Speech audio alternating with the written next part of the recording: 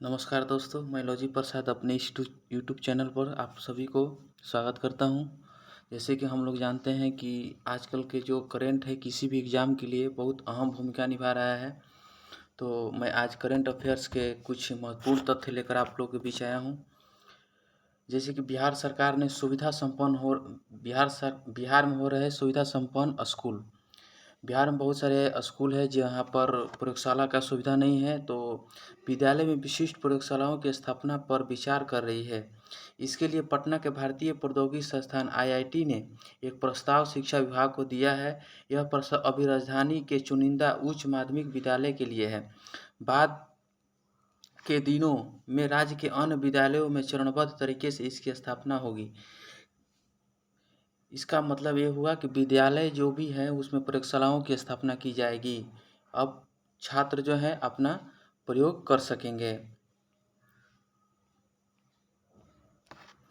असम से जुड़ी rice wine बनी जीआई टैग प्राप्त करने वाली पूर्वोत्तर भारत की पारंपरिक शराब।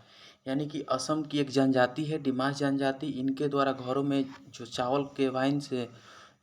चावल से एक वाइन बनाई जाती है जिसका नाम है जुडीमा। इसको जीआई टैग पूर्वोत्तर भारत में प्राप्त करने वाली पहली शराब बन गई है।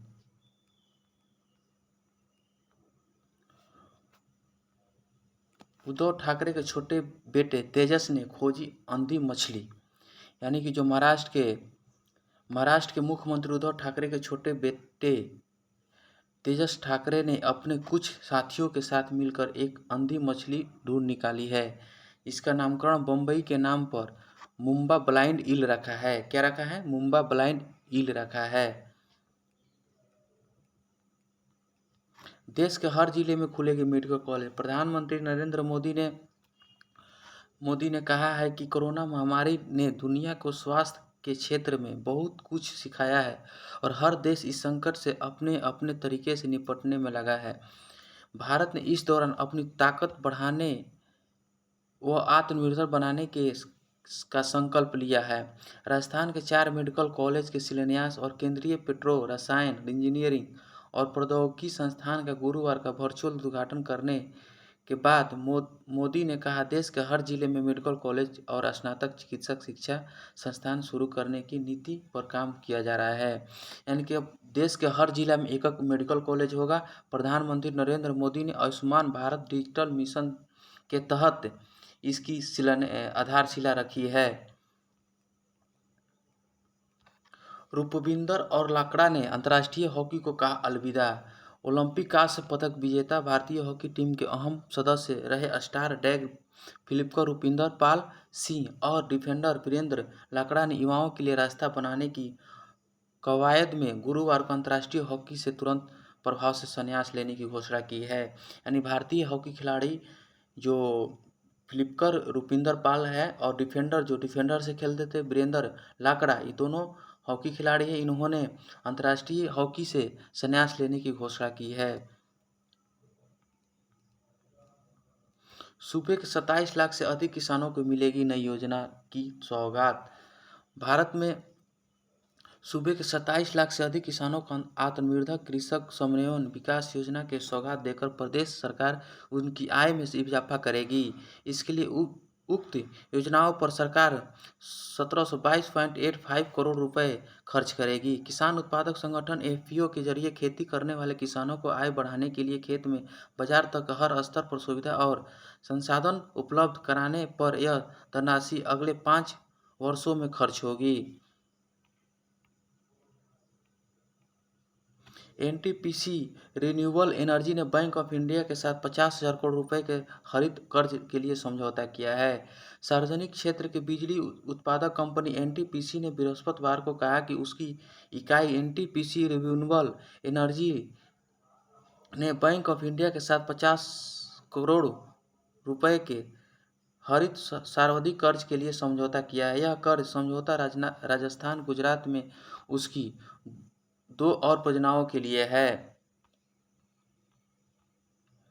प्रमुख भारतीय कारोबारियों ने शिव नाडर और मल्लिका श्रीनिवासन एक शीर्ष व्यापार वकालत समूह ने 2021 के अपने ग्लोबल लीडरशिप में यूएसए इंडिया बिजनेस काउंसिल ने बृहस्पतिवार को टेक्नोलॉजी के संस्थापक चेयरमैन एमेरिटस शिव नाडर और टैफे के चेयरमैन प्रबंधक निदेशक मल्लिका श्रीनिवासन ने की है। अडानी समूह ने श्रीलंका बंदरगाह प्राधिकरण से किया समझौता। भारत के अडानी समूह ने गुरुवार को कोलंबो बंदरगाह के वेस्टर्न कंटेनर टर्मिनल को विकसित करने और चलाने के लिए सरकार के स्वामित्व वाली श्रीलंका बंदरगाह प्राधिकरण के साथ एक समझौता किया है। हवाई के किलोवेआ ज्वालामुखी में हुआ विस्फोट। हवाई के बिग आइलैंड पर स्थित पृथ्वी पर सबसे सक्रिय ज्वालामुखी में से एक भी भीतर विस्फोटक हो रहा है। अमेरिका भूभागीय सर्वेक्षण ने अधिकारियों ने बुधवार को पुष्टि की है कि ज्वालामुखी के शिखर पर किलोवा के हेलोमाउ को क्रेटर में विस्फोटक शुरू हो गया है। वेब कैम फुटेज में ज्वालामुखी के मुख से लावा निकलते हुए और ज्वालामुखी गैसों के गुब्बारे उठते हुए नजर आ रहे हैं। यानी कि जो हवाई द्वीप है उसमें से एक ज्वालामुखी निकला है, उसका नाम किलोवा ज्वालामुखी का विस्फोट हुआ है। 4 फरवरी से लग सकता है सूरजकुंड हस्तशिल्प मेला। सूरजकुंड मेला प्राधिकरण की 45वीं गवर्निंग बॉडी मीटिंग का आयोजन शाम 4 बजे ट्रांसपोर्ट भवन कनॉट प्लेस दिल्ली में 35वें सूरजकुंड इंटरनेशनल हस्तशिल्प मेला का आयोजन के लिए किया गया है। ट्यूनीशियाई राष्ट्रपति ने देश की पहली महिला पीएम के रूप में प्रोफेसर को किया नामित। ट्यूनीशिया के राष्ट्रपति कैस सैयद ने देश की पहली महिला प्रधानमंत्री के रूप में नजला बोदेन रामधाने को नामित किया है। राष्ट्रपति ने प्रतिष्ठित इंजीनियरिंग कॉलेज के प्रोफेसर रामधाने को जल्द से जल्द अपने मंत्रिमंडल का गठन करने का निर्देश दिया है। राष्ट्रपति के अनुसार देश को आर्थिक और सामाजिक संकट से बचाने के लिए यह जरूरी कदम था। यानी कि ट्यूनीशिया के राष्ट्रपति ने देश की पहली ऐसी महिला बनी है जो प्रोफेसर को अपने मंत्रिमंडल के जो सदस्य होते हैं उनको नामित करने के लिए चुनी है। सभी विद्यालयों में स्थापित होगी पोषण वाटिका।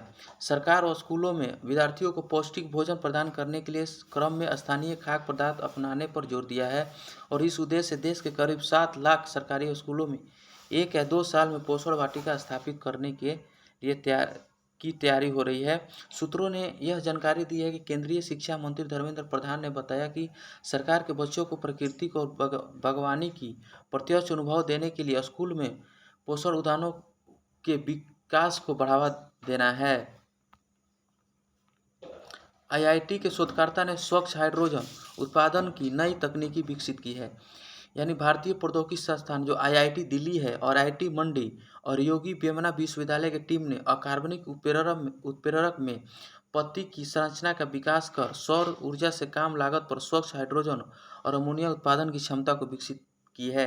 यानी कि हाइड्रोजन के उत्पादन और अमोनिया के उत्पादन की क्षमता के जो सौर ऊर्जा से कम लागत में होगी वो आईआईटी प्रौद्योगिकी संस्थान आईआईटी दिल्ली और आईआईटी मंडी और योगी वेमना विश्वविद्यालय की टीम ने इसकी खोज की है। नए वायुसेना प्रमुख ने काम संभाला। एयर चीफ मार्शल विवेक राम चौधरी ने भारतीय वायुसेना प्रमुख का कार्यभार संभालने के बाद गुरुवार को कहा कि भारत की संप्रभुता और अखंडता की किसी भी कीमत पर रक्षा की जाएगी। उन्होंने air chief marshal RKS Bhadauria के सेवानिवृत्त होने के बाद उनकी जगह ली है। यानी कि अब जो एयर चीफ मार्शल जो नए बने हैं एयर फोर्स का वो है विवेक राम चौधरी।